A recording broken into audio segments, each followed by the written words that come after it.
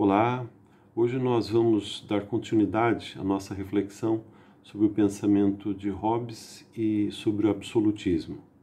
Então, nas aulas anteriores, nós traçamos, assim, em linhas gerais, o pensamento de Hobbes, chamando atenção para alguns aspectos que seriam fundamentais, estruturais, na conceituação dele a respeito dos fundamentos de legitimidade do Estado moderno.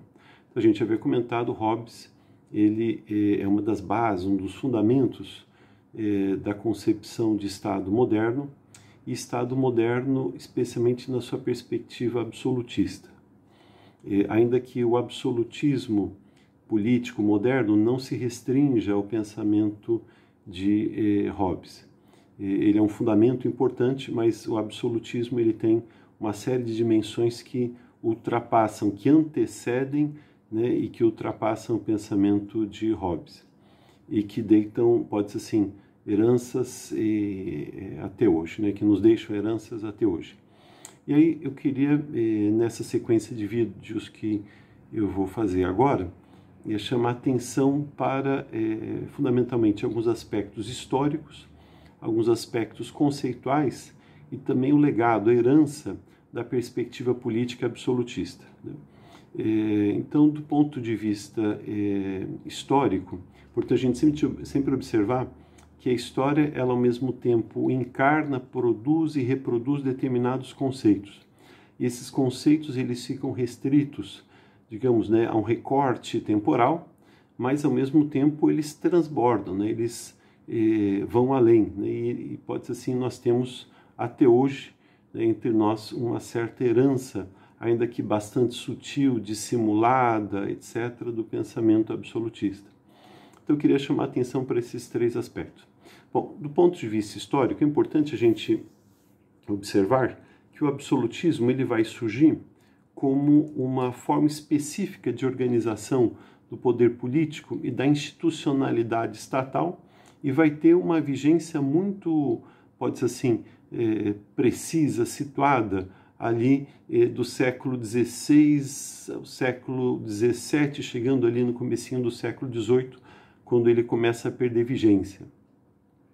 Então, você tem, pode ser assim, é uma forma de se conceber as relações políticas e a estruturação do Estado localizada no tempo e localizada no espaço. Ou seja, é um fenômeno eminentemente europeu.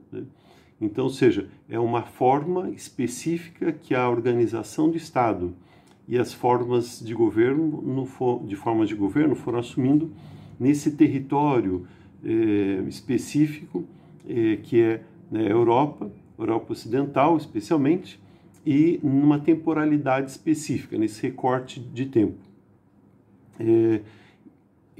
Ainda que hajam diferenças, quer dizer, uma coisa é o absolutismo na França, outra coisa na Alemanha, suas manifestações, pode ser assim, na Rússia, na Espanha, etc. Então, você tem manifestações diferentes, mas dentro desse mesmo território e dessa temporalidade. É importante também a gente salientar que ele se estabelece numa disputa entre a burguesia que ascendia ali como classe social e disputava poder com a aristocracia. E ao mesmo tempo, essa disputa ela reflete uma mudança histórica da forma como a gente organiza o processo produtivo. Então, estava se esgotando o modo de produção feudal e estava começando a se afirmar o modo de produção capitalista. Então, o absolutismo ele é filho desse momento, dessas especificidades históricas que explicam, em boa parte, algumas das características dele que a gente vai analisar na sequência. Você pode pensar em vários absolutismos. Você tem uma figura histórica, um monarca francês que, de certa forma, encarna um pouco desse espírito absolutista, que foi Luís XIV. E Luís XIV, aquela frase famosa dele, o chamado Rei Sol, que vai dizer que o Estado sou eu.